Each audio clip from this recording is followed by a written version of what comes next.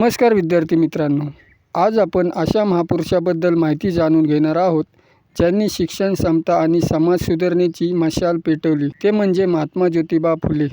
महात्मा ज्योतिबा फुले यांचा जन्म 11 एप्रिल 1827 पुण्यातील धनकवडी येथे झाला. त्यांचे संपूर्ण नाव ज्योतिबा गोविंदराव फुले असे होते. त्यांच्या वडिलांचे नाव गोविंदराव शरीबा फुले हे होते.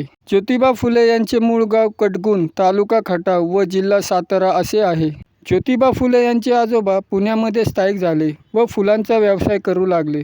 त्यामुळे त्यांचे आडनाव फुले असे पडले. पूर्वी त्यांचे आडनाव गोरे बलुतेदार चौगुले हे होते. ज्योतिबा फुले यांच्या आईचे नाव चिमणाबाई हे होते. ज्योतिबा फुले यांच्या जन्मानंतर 10 महिन्याने त्यांच्या आईचा मृत्यू झाला होता व नंतर सगुणाबाई क्षीरसागर ह्या त्यांच्या मानलेल्या बहीण होत्या. त्यांनी त्यांचा सांभाळ केला. ज्योतिबा फुले यांच्या काकाचे नाव रानोजी व कृष्णा असे होते. 1834 ते 1838 पर्यंत ज्योतिबा फुले यांनी पंतोजींची शाळा या पुण्यातील मराठी शाळेत प्राथमिक शिक्षण घेतले.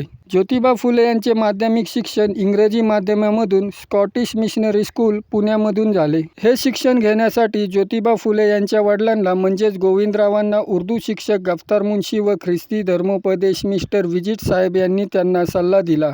1840 ज्योतिबा फुले यांचा विवाह सावित्रीबाई यांच्याशी झाला. सावित्रीबाई या नायगाव येथील खंडोजी नेवासे झगडे पाटील यांच्या कन्या होत्या. विवाहाच्या वेळेस त्यांचे वय 9 वर्ष होते व ज्योतिबा यांचे 13 वर्ष. 1847 त्यांनी थॉमस पेन या लेखकाचे राईट्स ऑफ मॅन हे पुस्तक वाचले व त्यांच्यावर प्रभाव पडला. तसेच त्यांनी या काळात संत तुकाराम, शिवाजी महाराज आणि मार्टिन लुथर यांचे जीवनचरित्र वाचले. 1847 लहुजी बुवा साळवे यांच्याकडून नेमबाजी व दांडपट्ट्याचे प्रशिक्षण घेतले होते.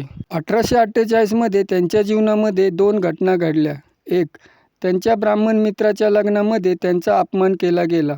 2. वयाच्या 9व्या वर्षी वैंध्यत्व प्राप्त झालेल्या गुरुकन्येचे केस कापून तिला विद्रूप करण्यात आले होते. त्यानंतर ते क्रांतिकार्याकडे वळले होते.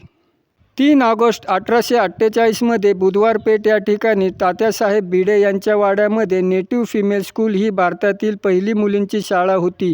सुरुवातीला 8 मुली होत्या. ही शाळा स्थापन करण्याची प्रेरणा त्यांना अहमदनगर मिशनरी स्कूलच्या प्राचार्य मिस फरारा यांच्याकडून मिळाली.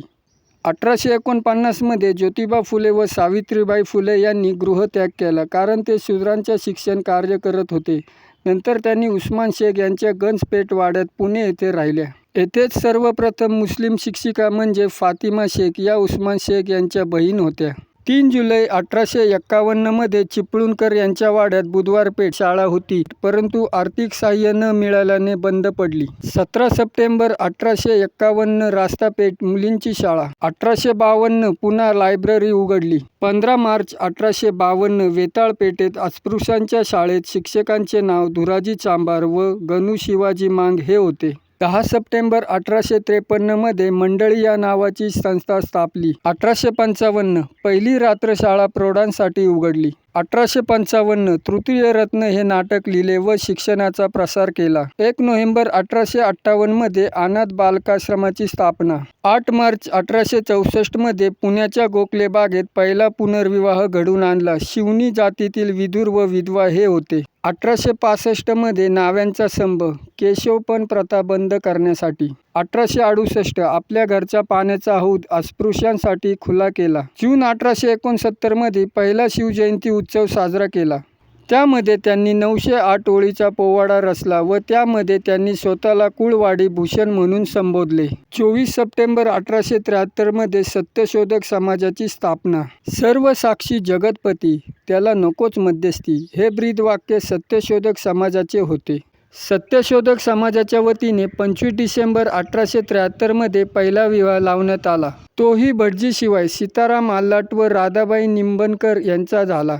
दुसरा विवाह ज्ञानोबा ससाणे व काशीबाई शिंदे यांचा झाला. 1876 ते 82 पुणे नगर परिषदेचे सदस्य होते.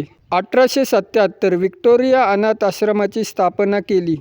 1 जानेवारी 1877 दीनबंधू हे साप्ताहिक सुरू केले. संपादक कृष्णराव भालेकर हे होते. 19 ऑक्टोबर 1882 हंटर कमिशन समोर साक्ष. त्यांना आशियातील पहिले शिक्षण तज्ज्ञ होते. 10 सप्टेंबर 1887 मृत्यूपत्र तयार केले. त्यामध्ये त्यांनी सांगितले, मृत्यूनंतर मला मिठामध्ये पुरावे व त्यांनी सर्व संपत्ती यशवंत याच्या नावावर केली. यशवंत हा त्यांचा दत्तक पुत्र होता व त्याला डॉक्टर बनविले होते. 2 मार्च 1888 मध्ये व्हिक्टोरिया यांचे राजपुत्र ड्यूक ऑफ कॉनॉट यांच्या पुण्यातील सत्कारामध्ये ज्योतिबा फुले यांनी शेतकऱ्यांचे प्रतिनिधी केले व शेतकऱ्यांचा पोशाख घातला होता. 11 मे 1888 महात्मा पदवी मुंबईच्या जनतेने दिली. ती पदवी राव बहादूर वडेकर यांच्या हस्ते दिली. वयाच्या 63व्या वर्षी म्हणजे 28 नोव्हेंबर 1890 मध्ये त्यांचा मृत्यू झाला. तर मित्रांनो, हा व्हिडिओ कसा वाटला? आवडला असल्यास चॅनलला लाईक, शेअर व सबस्क्राईब करा. धन्यवाद.